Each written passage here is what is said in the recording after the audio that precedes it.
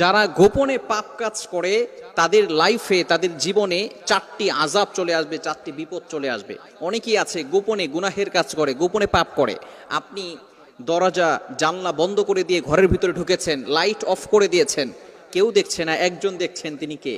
Allah is watching me, Allah is observing me, আল্লাহ আমাকে দেখছেন, আল্লাহ আমাকে অবজার্ভ করছেন। এটা আপনাকে সবসময় বিশ্বাস রাখতে হবে। আপনি লুকিয়ে পাপ করছেন, কেউ দেখছে না, অবশ্যই আল্লাহ তাআলা সবকিছু দেখেন। আল্লাহ ইজ ওয়াচিং মি, আল্লাহ আমাকে দেখছেন, এই বিশ্বাস আপনার ভিতরে থাকতে হবে। সুতরাং গোপনে যদি আপনি পাপ কাজ করেন তাহলে চারটি বিপদ আপনার জীবনে চলে আসবে। নাম্বার ওয়ান, এক নাম্বার হচ্ছে যারা গোপনে পাপ কাজ করবে, আল্লাহ পাক রব্বুল আলামিন তাদের চেহারার বিউটি, চেহারার সৌন্দর্য নষ্ট করে দিবেন। অনেকে আছে গোপনে পাপ কাজ করে, দেখবেন তাদের চেহারার ভিতরে কোনো নূর নাই, সাদা চামড়ার মানুষ কিন্তু চেহারার দেখতে ভালো লাগে না, বিশ্রী চেহারা লাগে। আবার অনেক দেখবেন কালো মানুষ কিন্তু আল্লাহর ইবাদত করে, মিথ্যা কথা বলে না, সত্যের পথে চলে, নামাজ পাঁচ ওয়াক্ত পড়ে, দেখবেন তার চেহারার ভিতরে এমন একটা নূর আছে, চেহারা দেখলে আরো দেখতে মনে চায়। এরকম কিছু মানুষ সমাজে আছে না নাই? এজন্য এক নাম্বার তার বিপদ হচ্ছে, তার আযাব হচ্ছে, আল্লাহ তাআলা তার চেহারার বিউটি, কিউটনেস নষ্ট করে দিবেন, চেহারার কোনো সৌন্দর্য থাকবে না। দ্বিতীয় নাম্বার হচ্ছে সে ইবাদত করে কোনো মজা পাবে না।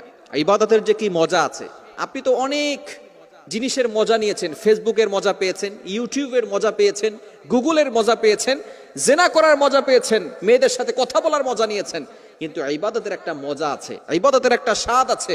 এই স্বাদ যদি আপনি উপলব্ধি করতে চান তাহলে গোপনে গুনাহের কাজ করা বন্ধ করে দেন। গোপনে পাপ করলে ইবাদতে কোনো মজা পাওয়া যায় না। অনেক সময় দেখবেন নামাজে দাঁড়িয়েছেন, বিভিন্ন ধরনের চিন্তা নামাজের ভিতরে চলে আসে, বিভিন্ন ধরনের চিন্তা, বাজে চিন্তা নামাজের ভিতরে চলে আসে। মনে করবেন আপনার দ্বারা গুনাহ হয়ে যাচ্ছে, সঠিকভাবে আপনি নামাজ পড়তে পারছেন না, কেন নামাজ কিন্তু আপনাকে সমস্ত প্রকার গুনাহের কাছ থেকে বাঁচাবে। আল্লাহ তাআলা পবিত্র কোরআনুল কারীমের ভিতরে নিজেই বলে দিয়েছেন, 21 নম্বর পারার 1 নম্বর পৃষ্ঠার 2 নম্বর লাইন, সূরা আনকাবুতের 45 নম্বর আয়াত, আল্লাহ বলছেন, ইন্না সালাতি ওয়া নুসুকি ইন্না সালাতা তানহা আনিল ফাহশাই ওয়াল মুনকার। নিশ্চয়ই নামাজ মানুষকে সমস্ত প্রকার ফাহেশা কাজ থেকে বিরত রাখে। এজন্য দ্বিতীয় নাম্বার হচ্ছে সে নামাজে কোনো ইবাদতে কোনো মজা পাবে না। 3 নাম্বার হচ্ছে তার মানসিক শান্তি থাকবে না, সবসময় অস্থির অস্থির ভাব আসবে, মানসিকভাবে কোনো শান্তি পাবে না, রেস্টলেস মাইন্ড, তার অন্তরে কোনো প্রশান্তি থাকবে না। অনেক সময় দেখবেন আপনার ঘরে ভালো লাগে না, দোকানে ভালো লাগে না, বাহিরে ভালো লাগে না, কি করবেন কোনো কুলকিনারা খুঁজে পাচ্ছেন না। একমাত্র গোপন গুনাহের কারণে মন অস্থির হয়ে যায়, স্থির থাকতে পারে না, মানসিকভাবে সে দুর্বল হয়ে যায়।